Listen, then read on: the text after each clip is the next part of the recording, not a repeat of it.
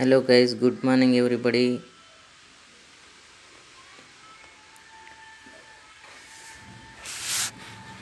Please welcome my YouTube channel. Today our topic is P by R ratio.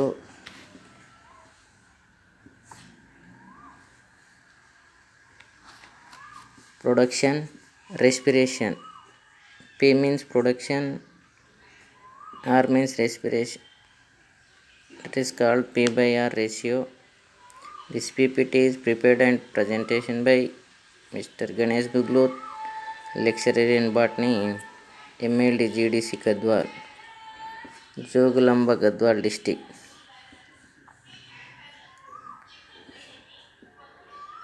Previous class మనకు production ecology అంటే ఏంది,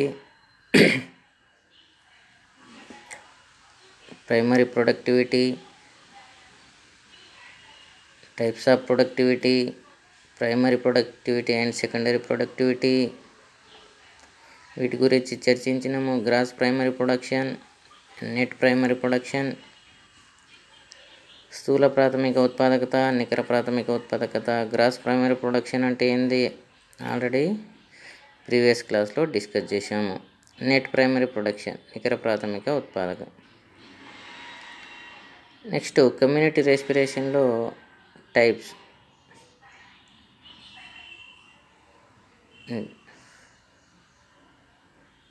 ఇది ప్రాథమిక ఉత్పాదన కొలిచే విధానాల గురించి కూడా తెలుసుకున్నాం మనము.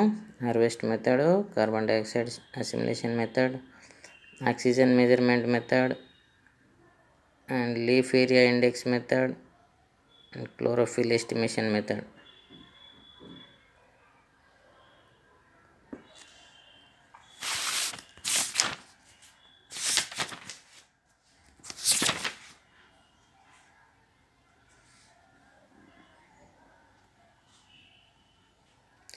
ఈ హార్వెస్ట్ మెథడ్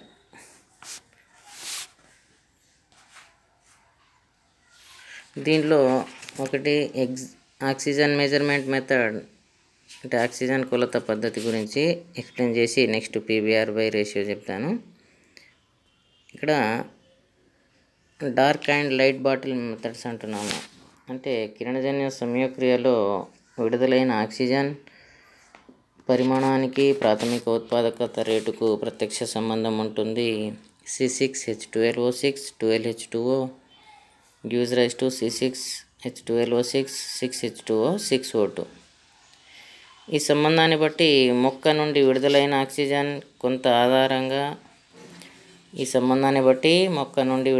ఆక్సిజన్ కొలత ఆధారంగా ప్రాథమిక ఉత్పాదనను కొలుస్తారు.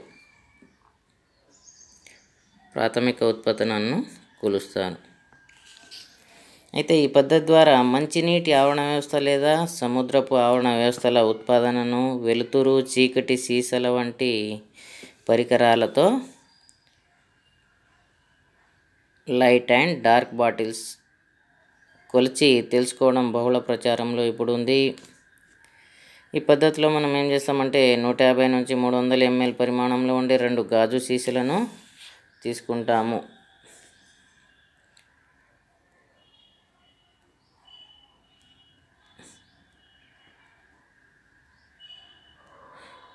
ఇట్లా 2 గాజు సీసాలను తీసుకుంటాము. ఒకటి లైట్ బాటిల్, ఒకటి డార్క్ బాటిల్.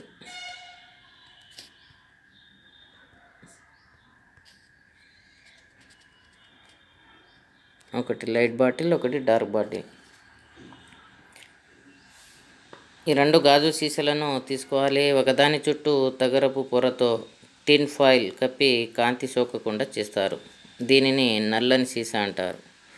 ఇక్కడ కాంతి సోకకుండా చేస్తాము, దీన్ని డార్క్ బాటిల్ అంటాము.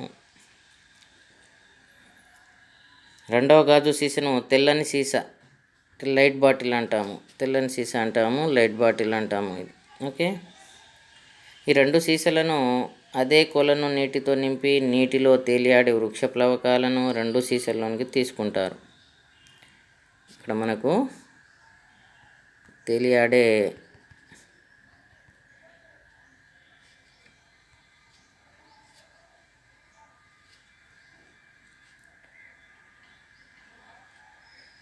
వృక్ష ప్లవకాలను ఫైటోప్లాంక్టన్ను 2 సీసాల్లోనికి తీసుకుంటారు. ఈ 2 సీసాల మూతలను బిరడలతో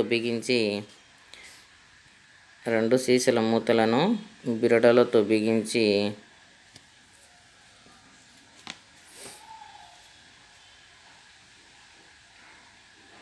తాడు సాయంతో సీసాలను కొలను నీటిలో వేలాడగట్టాలి. తాడు సాయంతో 2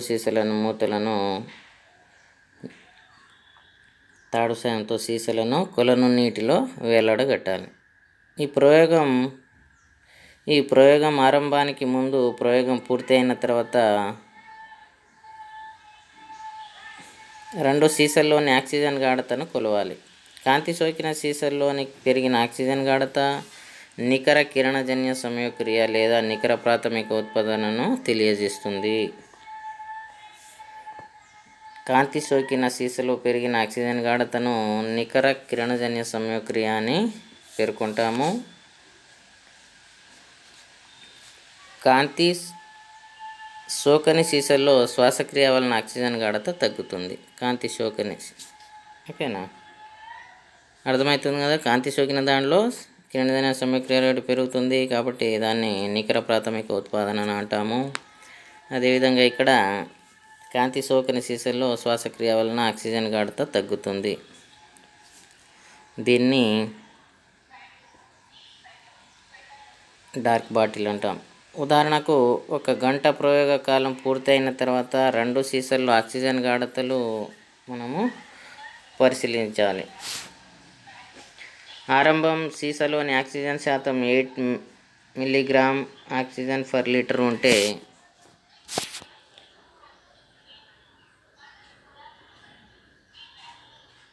8 మిల్లీగ్రామ్ మీటర్ స్క్వేర్ లీటర్ ఉంటే ప్రయోగ అనంతరం వెలుతురు సీసాలోని ఆక్సిజన్ శాతము 10 మిల్లీగ్రామ్.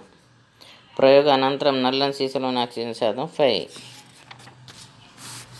పైన తెలిపిన సమాచారం ప్రకారం చూస్తే మనకు 2 శ్వాసక్రియ రేటు, నికర ప్రాథమిక ఉత్పాదన మరియు స్థూల ప్రాథమిక ఉత్పాదన మనము కింది విధంగా లెక్కించవచ్చు. ఎట్లా అంటే వెలుతురు సీసా, ఆరంభ సీసా 10 నుంచి 8, ఆరంభ సీసా నల్లని సీసా 8.5 అంటే 3 మిల్లీగ్రామ్స్ శ్వాసక్రియ రేటు. వెలుతురు నల్లని సీసా 5 మిల్లీగ్రామ్, ఇది గ్రాస్ ప్రైమరీ ప్రొడక్షన్. ఓకే, ఈ విధంగా మనము ఈ ఆక్సిజన్ మెజర్మెంట్ పద్ధతిని ఉపయోగించి ప్రాథమిక ఉత్పాదనను కొలుస్తాము. Next P/R ratio, production and respiration ratio.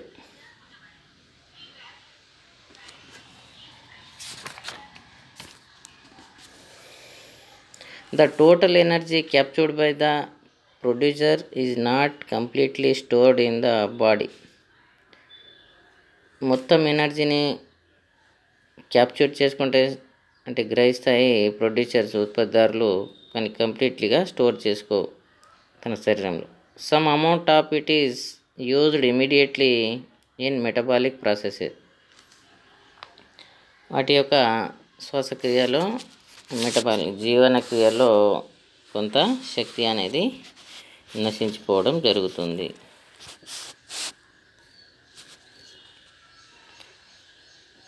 In the form of respiration, వాటి యొక్క శ్వాసక్రియకు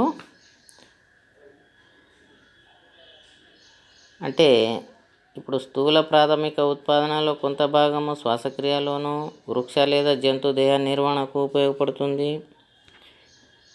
వాటి యొక్క మెటబాలిక్ యాక్టివిటీస్. మిగిలిన ప్రాథమిక ఉత్పాదన మొక్క దేహంలో నిల్వ చేయబడి మొక్క పోషణకు, పెరుగుదల, అభివృద్ధికి తోడ్పడుతుంది. ఇప్పుడు శ్వాసక్రియకు వినియోగపడగా మిగిలిన స్థూల ప్రాథమిక ఉత్పాదన ఉంటుంది కదా, కర్బన పదార్థం, ఈ కణజాలాల్లో నిల్వ ఉండే రేటును నికర ప్రాథమిక ఉత్పాదన NPP అంటాము. The ratio of gross photosynthesis to ecosystem respiration P/R was first introduced by ఓడమ్.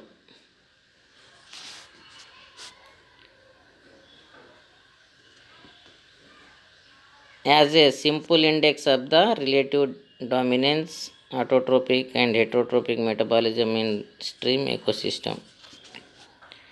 ఇటువంటి సమతుల్యత ఉష్ణ ప్రాంత ఆవరణ వ్యవస్థల్లో ఏర్పడునని ఓడము తెలిపారు.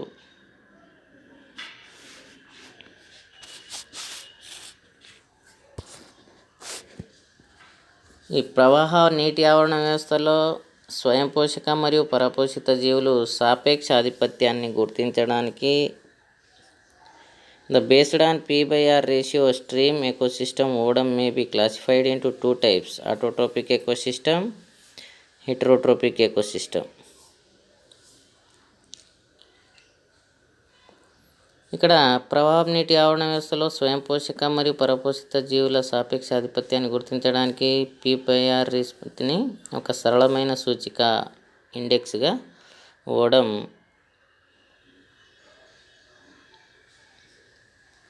ఏం చేశాడు, 1956లో ఉపయోగించాడు. The ratio of gross photosynthesis to ecosystem respiration was first introduced by Odum as a simple index of the relative dominance of autotrophics and heterotrophics metabolism in stream ecosystem. ప్రవాహ నీటి ఆవరణ వ్యవస్థలో స్వయం పోషక పరపోషిత జీవుల సాపేక్ష ఆధిపత్యాన్ని గుర్తించడానికి P/R నిష్పత్తి ఒక సరళమైన సూచికగా ఓడం ఉపయోగించాడు. అయితే ఇక్కడ స్థూల ఉత్పాదన ప్రొడక్షన్ మరియు శ్వాసక్రియ రేటు R. P అంటే ఏంది, స్థూల ఉత్పాదన, శ్వాసక్రియ R, వీటి మధ్య నిష్పత్తిని P/R నిష్పత్తి అంటాము. స్థూల ఉత్పాదన ప్రొడక్షన్ P మరియు శ్వాసక్రియ rate rate of respiration R. The ratio is called as P/R ratio. P/R నిష్పత్తి ఆధారంగా జల ఆవరణ వ్యవస్థలను ఓడం 2 రకాలుగా వర్గీకరించాడు. On the based on P/R ratio stream ecosystem Odum may be classified into 2 types, autotrophic ecosystem, heterotrophic ecosystem.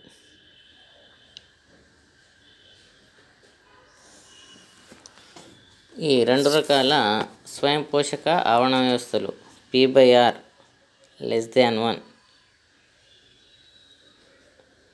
స్వయం పోషక ఆవరణ వ్యవస్థలు ఆటోట్రోపిక్ ఎకోసిస్టమ్. స్వయం పోషక అంటే స్వయంగా ఆహారాన్ని తయారు చేసుకుంటాయి, ఆటోట్రోపిక్ ఎకోసిస్టమ్ అంటాము. P/R ratio. Heterotrophic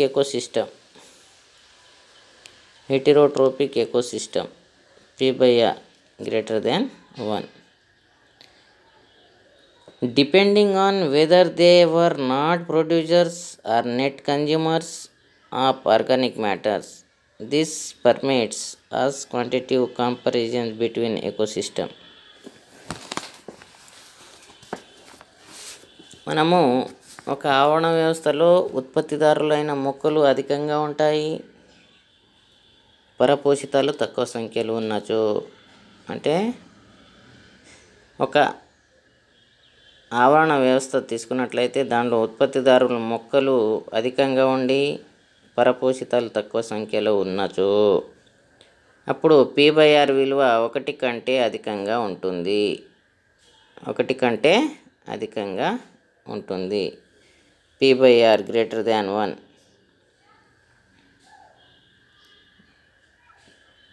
Depending on whether they were not producers or net consumers of organic matters, this permits us quantitative comparison between ecosystem. అంటే వన్ ఎగ్జాంపుల్, మన ఆవరణ వ్యవస్థలు చూసుకుంటుంటే సపోజ్గా ఉత్పత్తిదారులు హై ఇన్ నంబర్స్లో ఉండి లెస్ ఇన్ నెంబర్లో పరపోషితాలు హెటరోట్రోప్స్ ఉంటే then the P/R ratio is <1. ఇటువంటి ఆవరణ వ్యవస్థలు స్వయం నియంత్రణలో ఉంటాయి. ఇటువంటి ఆవరణ వ్యవస్థలు స్వయం నియంత్రణలో ఉంటాయి.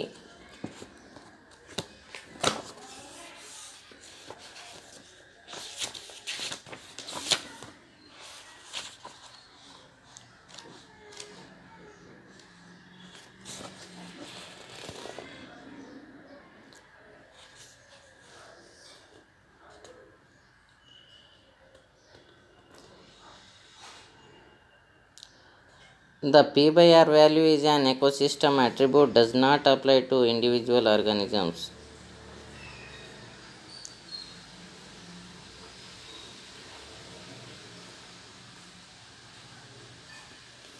నెక్స్ట్, ఉత్పత్తిదారులైన మొక్కలు ఉత్పత్తి చేసిన పోషకాల కంటే అధిక మొత్తంలో వినియోగదారులు ఆహారాన్ని వినియోగిస్తున్నట్లయితే దానిని పరపోషిత ఆవరణ వ్యవస్థ అంటాము.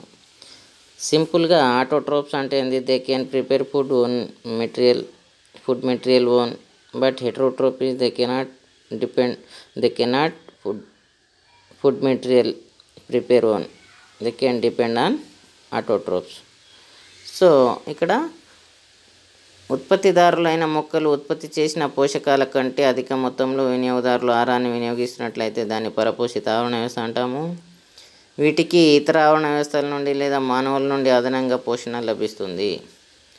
కాబట్టి ఇవి స్వయం నియంత్రణలో ఉండవు. The heterotrophs ecosystems is dependent on external food supply.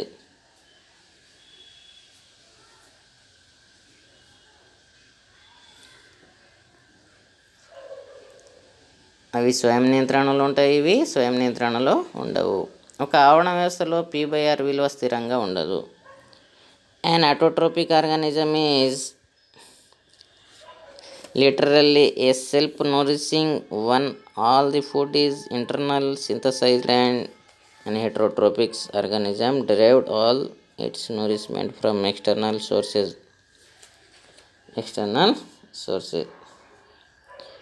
By analogy, conclude that an autotrophic ecosystem greater than one always depend on food synthesized within the system, and an heterotroph ecosystem P/R less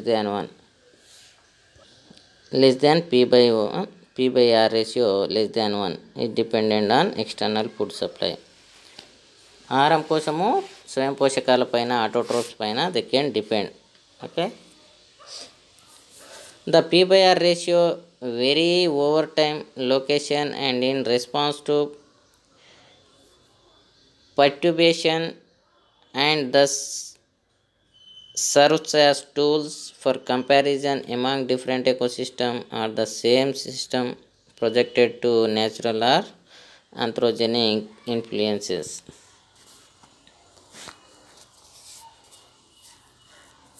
మనకు ఒక ఆవరణ వ్యవస్థలో P/R విలువ స్థిరంగా ఉండదు. The cannot constant the P/R ratio in ecosystem. The different times, వేర్వేరు సమయాల్లో ప్రాంతాల్లో ఆవరణ వ్యవస్థలో సంభవించిన వైకల్యము, పర్ట్యూబ్యూషన్స్ సంభవించిన వైకల్యం వల్ల కానీ మార్పులకు లోనవుతుంది. అయితే ఈ అందువల్ల ఒక ఆవరణ వ్యవస్థపై ప్రకృతి సిద్ధమైన లేదా మానవజనితమైన ప్రభావం వల్ల వచ్చిన మార్పులను అధ్యయనం చేయడానికి లేదా వేర్వేరు ఆవరణ వ్యవస్థల పనితీరును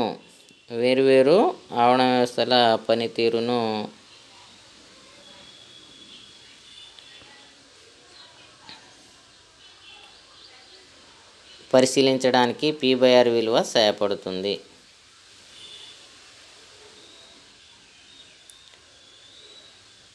As long as P exists, or organic matter and biomass will accumulated in the system, with the result that the ratio P/B will tend to decrease, or conversely the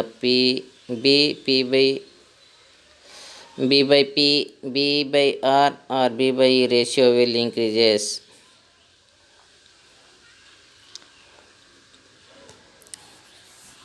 మనము శీతాకాలంలో ఉత్పత్తిదారులైన వృక్షఫలకాలు, శైవలాలు ఉధృతంగా పెరుగుతాయి. అందువలన P/R విలువ 1 కంటే ఎక్కువగా ఉంటుంది.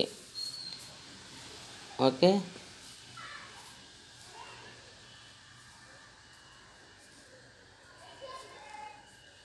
in the early stages of ecological succession, the rate of primary respiration productions or gross photosynthesis P exceeds the rate of community respirations, so that the P/R ratio is greater than 1. As long as P exceeds our organic matter and biomass B will accumulated in the system, with the result that the ratio P by B will tend to decrease, or conversely the B by P, B by R, B by E ratio will increase. ఒక ఆవాసంలో జరుగుతున్న మొక్కల అనుక్రమం ప్రారంభ దశలో కిరణజన్య సంయోగక్రియ ఉత్పాదన rate P అధికంగాను, సముదాయం యొక్క శ్వాసక్రియ రేటు R స్వల్పంగాను ఉంటుంది. దీని ఫలితంగా P బై R విలువ 1 కంటే ఎక్కువ ఉంటుంది. R విలువ కంటే P విలువ అధికంగా ఉన్నంత కాలము కర్బన పదార్థము మరియు జీవద్రవ్యరాశి విలువ ఆవరణ వ్యవస్థలో పెరుగుతూ ఉంటుంది. R విలువ కంటే P విలువ ఎక్కువగా ఉన్నంతకాలము కర్బన పదార్థం మరియు జీవద్రవ్యరాశి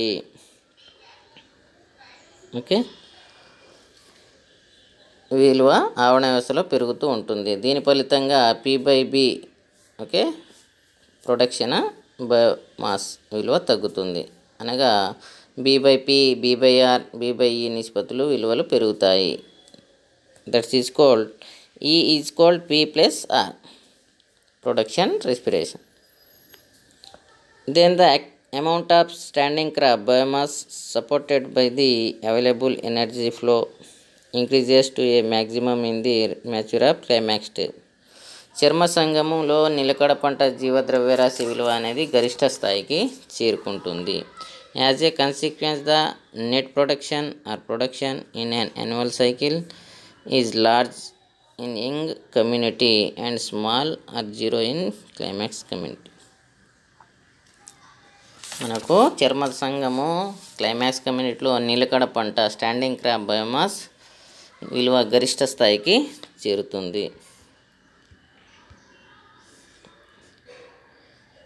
ఈ విధంగా P by R ratio -1 climax stage, P by R less than 1 heterotroph succession, P by R 1 greater than autotropic succession.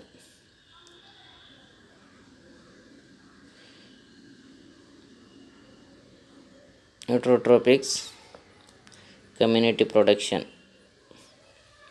the community respiration, ఎడారులు, ఓషియన్స్, లేక్స్.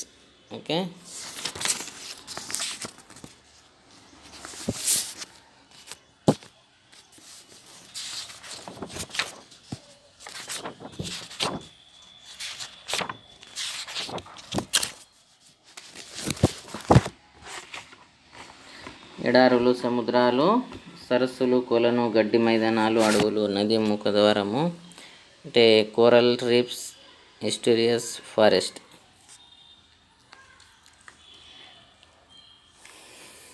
ఇది P బై R రేషియో నిష్పత్తి. Okay thank you very much all.